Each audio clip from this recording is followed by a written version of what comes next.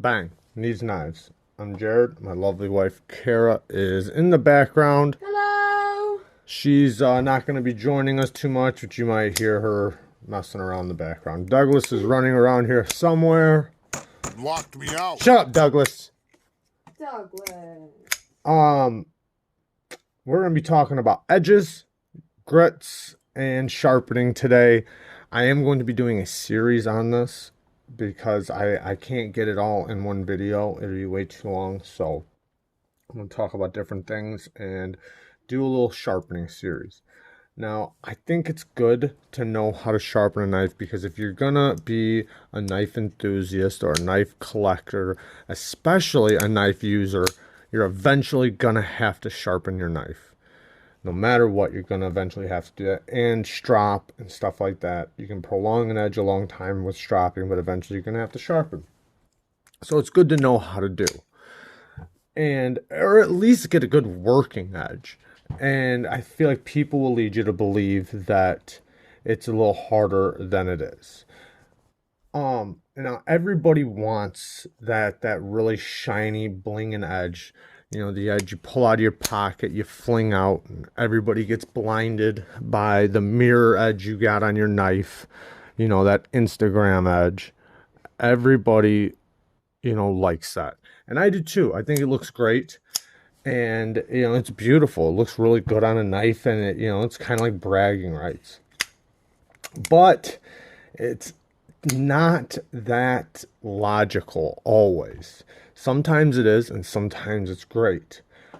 But sometimes it's just it's too pretty because it's only going to take a couple cuts, and it's either going to be back down to a working edge or it's going to be damaged. So a nice working edge is the most logical. Now, you can whittle hair or have a hair whittling edge and use it twice and it's back down to a working edge, or two, now your edge is damaged, rolled, chipped, something like that because it's too fine of an edge.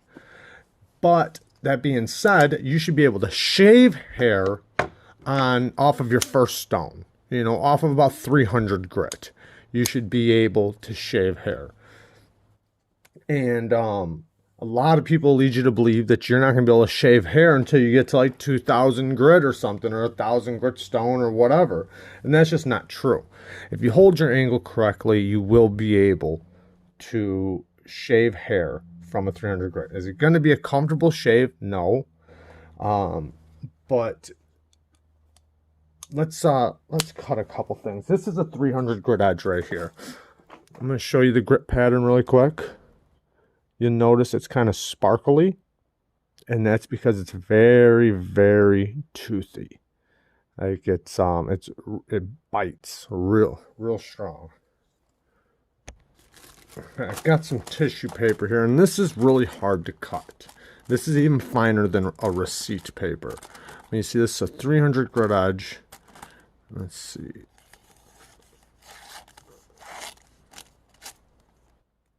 See that? Now, a 600 grit will cut it a little finer and a little more easier, but you see that's still cutting just fine. Hopefully you guys saw that. Hopefully I was... Alright, here's some tissue paper. You see it's really fine 300 grit edge.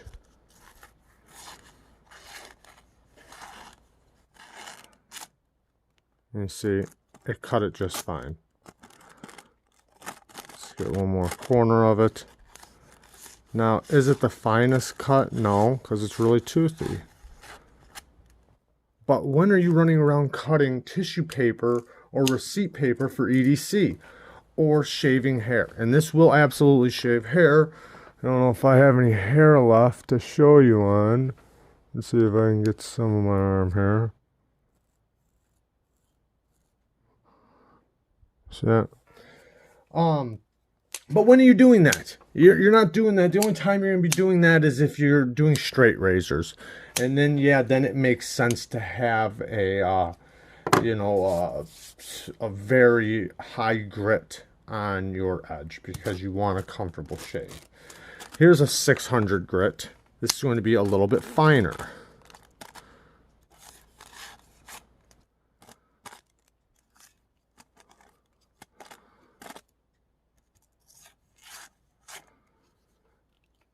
Man, am I even in camera? Damn it. You see it. Alright guys, as I was saying before my phone's battery died, this is the 300 grit edge. This is just paper. See how cleanly it slices through paper. This is a 600 grit. Here it's a little quieter. Slice through real easily. And then this is a 2000 grit. It's a little louder because it's a bigger bevel. Just as easy though. This one's a 1200 grit. Really thin behind the edge though. Hear how it slices because it's so thin behind the edge, and it's a 1200 grit. And then, the higher the grit, the more easier it's going to be to go through it. But I feel like eventually, after about 2000 grit, you can start working backwards. Now, yeah, you're going to have, you can have a hair whittling edge from 1000 grit. Even 600 grit. But, 600 grit in a good strap or 1000 grit in a good strap, you can get a hair whittling edge. But your apex is going to be laid back really, really fine. Now, the higher the grit you go, yeah, it's going to cut certain things better. But it's not logical because it's not going to last long. And if you lay your edge back even finer and finer, it's just getting more and more brittle. So, like, a nice polished edge. A nice polished edge, in my opinion, is you lost all your teeth. Or you can have a toothy one, but the more polished it is, it seems like the less teeth there is. Because I say if this is a 300 grit, this is a 600 grit, this is a 1000 grit, 2000 grit, and then so on and so forth to the point to where there's no teeth left. And you want that teeth for EDC, in my opinion. Now, you can have edges maybe for certain things that you might want to cut where you might not want a toothy edge. Because also, the toothier you get, now, if it's really toothy, when your edge gets damaged, it's going to break the teeth off. And then you got a chance of having bigger burrs. So, you don't want it too toothy either. You want, in my opinion, you want that happy medium for a good working edge. Something that cuts the best, lasts the longest. And like, say, a 2000 grit edge, if you have, say, a 2000 grit edge with a semi-polish, I feel like when you start using it, it feels like it gets a little sharper after you start using it. Not for long, but after the first few times you use it, because it's basically breaking the teeth. So it's going from being finer to like this, and then eventually, it's going to get burrs and whatnot and so forth. Now, angles. There's different angles to where, you can have a 20-degree angle, or say a 25-degree angle, a 22-degree angle, a 20-degree angle, 17, 15, all the way down to really, really apex. Now, you can have a 2000, or not 2000 grit, a really shiny edge, so like a mirror polished edge, but it's not going to have very much teeth. Now, I feel like it feels like it loses the teeth the more polished it gets. Now, you can have a really toothy mirror polished edge, but the apex is going to have to be laid back finer. Now, if it gets back too fine to where it's really toothy and mirror polished, it's really brittle, in my opinion. So you really want that happy medium. I really like a cloudy looking edge or a semi-polished looking edge.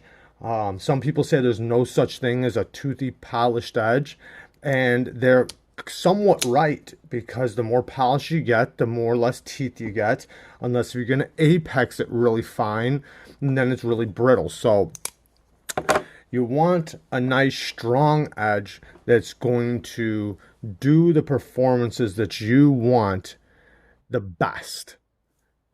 So in my opinion, a toothy edge works really good. Doesn't have to be too toothy, but something with some bite in it. For an example, I have these tie straps here. I cut these at work. This is a very strong strap that's hard to cut. This is a really strong strap that's very hard to cut. As you can see, this thing has woven like nylon in it, and it's really hard to cut. And I found that anything that's over, let's say, 20 thousandths thick, and what I mean is by the edge thickness right here, how thick it is right behind your apex.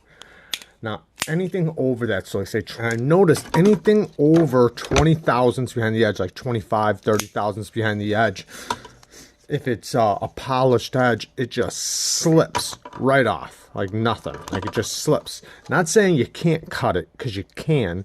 It just takes a lot more effort, or it takes a few slashes. Now, you can lay your edge back really fine, and you can cut right through it and blast right through it, because your edge will be nice and toothy because it's so fine. But you'll only get a couple cuts with these, and then you're back to slipping on it, or you'll get nicks in your blade, whatever.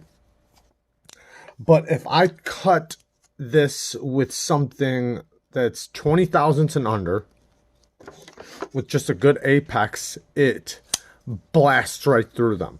And now say if I have to cut 20 of these in a day, I want to be able to just cut right through it like, like nothing. Normally they're held up around something really strong, and I put my blade behind there and I go like that and I pop it. But they still, you still got to fight through it. They're still really hard and really strong material. But it's a lot easier with something, excuse me, under 20 thousandths behind the edge. Now I can use something really toothy and it'll cut it real easily.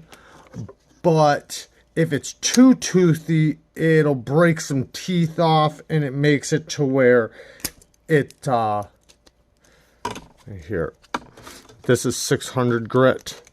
Let me stand up, because I gotta get a little leverage. These things are strong. You can see right there. That was pretty easy, and especially for holding the other end in my hand. Now, if I try that with something like this, I can do it, but it's going to be a lot harder, and it could possibly just slip out. So your edge angles and bevels have a lot to do with how strong your edge is, how cleanly it goes through stuff. Depending on what you're cutting, you might want your bevel laid back a little bit, especially if it's really thick behind the edge. You're going to want it laid back a little bit farther than something that's really thin behind the edge. So all those things got to be put into consideration when you're sharpening your knife, or depending on the material that you are planning on cutting or using your knife for.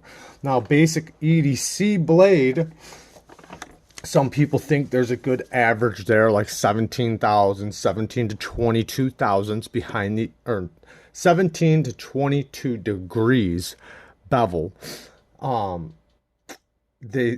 People tend to think that that's a good average for EDC.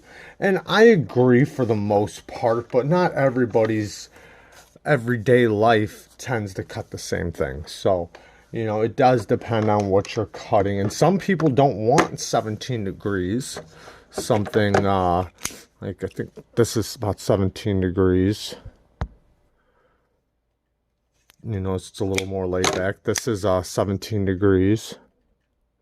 Some people don't want it that big. Some people want a little bit smaller of a bevel, because then it'll be a little more stronger, and it'll be less likely to be chippy if they hit harder materials. So you got to put all that into consideration. Now I want to show you how to hold an angle. All right, this is not the sharpening video. I'm going to do a full sharpening video. I just want to try to show you how to hold an angle. Now, first of all, you need to learn to lock your wrist.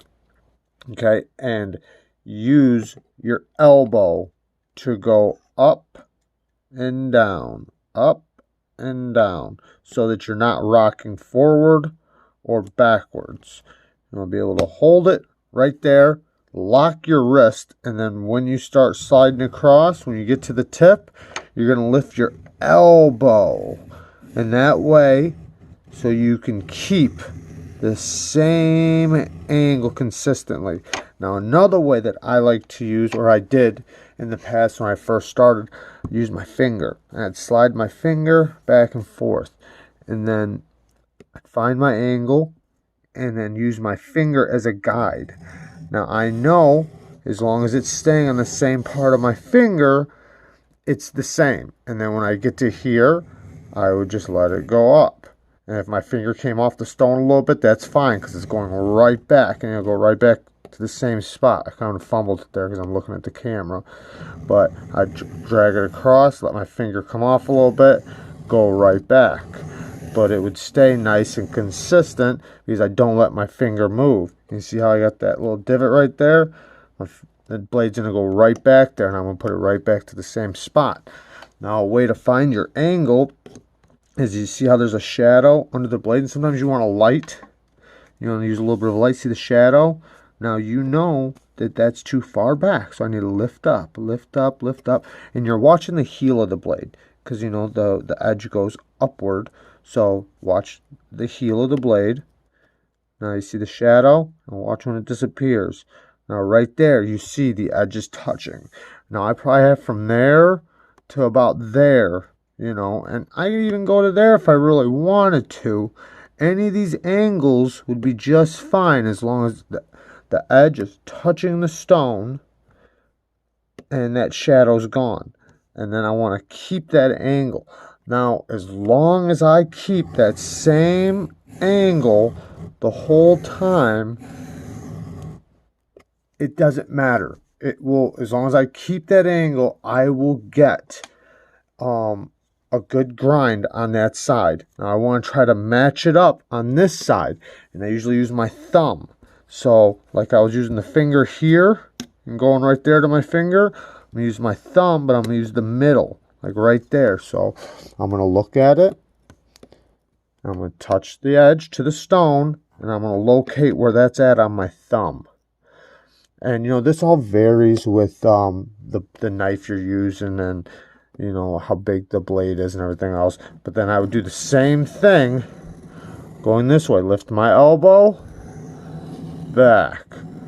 Forward, lift my elbow. When I get to the tip, then back. And as I push forward, now as long as I go like this, I'm keeping the same angle because I'm not letting the blade move from that spot that I pushed it against my thumb. And I'm going to remember that. And then when I get to the tip, I don't move my wrist. I move my elbow and go straight up. Now other people like to use markers and they will mark their whole edge. They'll just take the marker. I'm sure you've seen this before, and they'll mark the whole edge. And that helps them know where their angle's at. Because if it's really close to the tip of this edge, and it's just the tip of the edge, then they know they have to lay the knife back a little bit. If it starts taking off too much of the marker, like too high up the blade, then they know they have to lift it up a little bit. I don't really like to do that. You can if you want to. It works really well. I like to just use my finger, and I like to keep an eye on it. I'll look at it. I'll constantly look at the edge and look at my progression. And that's one reason why I recommend diamonds for beginners. Some people wouldn't do that because it cuts so fast. But to me, I'd rather cut a little faster and you see your results quickly. So you see exactly what you're doing quickly. Now, I recommend you use a budget knife. Not too budget, not a gas station knife, not something like that. But, something that's $20, $30, something that has some decent steel. You know, not don't use no Pakistani stainless or German stainless or surgical or anything like that. But just remember, doesn't matter as long as you're touching the stone. See, I'm touching the stone. I could use this angle right there. As long as I keep doing the same angle, I can do that. And I got to keep going until it gets the entire thing, until the whole edge, hopefully I can get this to come up, has those serrations going down, and I want to make sure I get from heel to tip. And we'll do a full sharpening video. That's just how to hold an edge or how to hold an angle. Let me lift you up really quick. I want to show you just one more way. I also like to get these Lansky stones. These Lansky stones are really good because they work really good for recurves.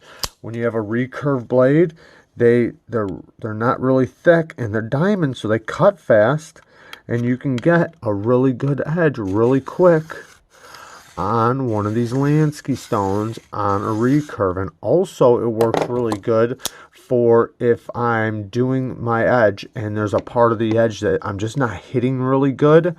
I can take this and I can hit it really quick, you know, and then I can use it to marry the two edges together.